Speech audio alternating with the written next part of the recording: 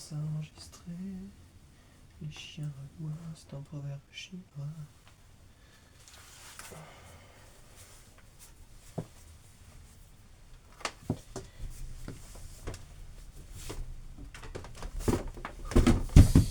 Yes, ça y est.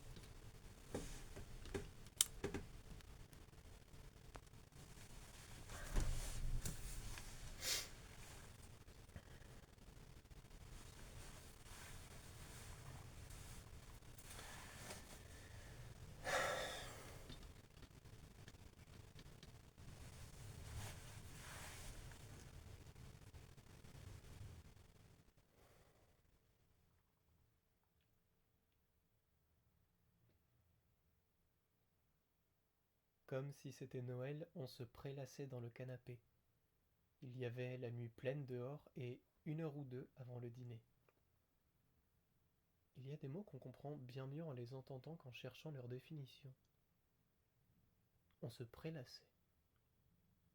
C'était possible dans notre canapé d'être parfaitement tenu dans des positions qui semblaient des photos prises pendant l'écroulement de l'assise au coucher.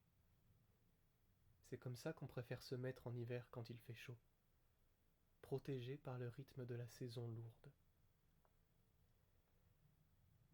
J'ai un peu l'âge que je veux dans ce souvenir. Dans un souvenir, je suis avant tout moi-même, dans toutes les dimensions de mon désir. Dans celui-ci, le temps m'enveloppe et m'accompagne à travers ma propre histoire. Il m'encourage. Ma mère est à mes côtés comme une personne importante. Elle est exactement où elle est, ce qu'elle est. Quelqu'un d'important dans et pour ma vie.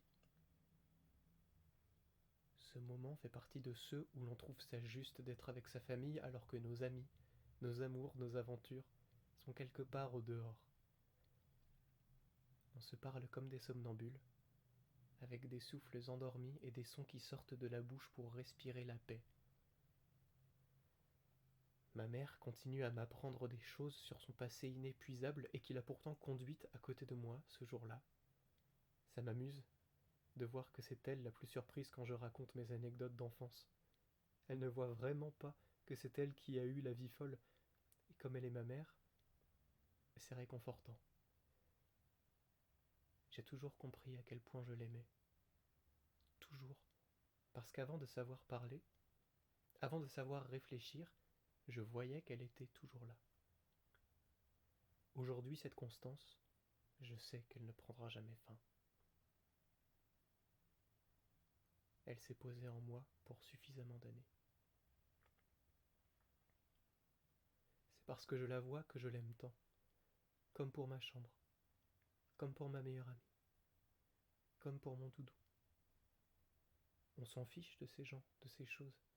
Tout ce qui compte au fond, c'est de les voir. Il y a des mots qu'on comprend bien mieux en les vivant qu'en les connaissant. Je n'ai jamais arrêté de voir ma mère parce qu'elle n'a jamais arrêté de se montrer à moi. Elle est à l'intérieur de souvenirs qui ne sont censés appartenir qu'à moi. Ce que je suis, j'accepte de le partager avec elle. Et c'est très normal pour moi. La journée se finissait sans transformation.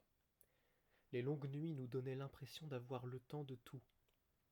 Ma mère finissait de me raconter un chapitre de son enfance en se levant déjà. Elle avait une idée en tête. Une idée de mère. Qui ne surprend pas, mais qui enlace comme un câlin qu'on voit venir de loin. Seulement dans les moments où l'on ne sait plus bien quand on retrouve la jouissance du présent. Ne pas se faire surprendre, oui, c'était tout aussi bien dans le fond. J'ai commencé à craindre quand elle a rapporté l'un des albums photos familiaux à travers lesquels mes soirées en famille ont été laminées. Mais ce soir-là, ma mère n'avait qu'une photo à me montrer. C'était ma grand-mère. Un papier jauni qui avait lui-même passé son 3e âge et exudait une pellicule d'odeur que les doigts frôlaient comme de la semouline. Une seule photographie, c'était bien trop peu pour s'en plaindre. Je la regardais de bonne foi. Et il n'en sortait rien. Elle était belle, mais j'aurais pu l'apprécier tout autant en la dénichant dans une brocante ou en la retrouvant dans les pages d'un vieux livre d'occasion.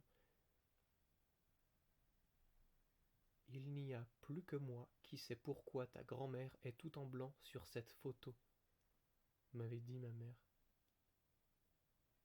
Et pourquoi fallait-il que ce soit une question?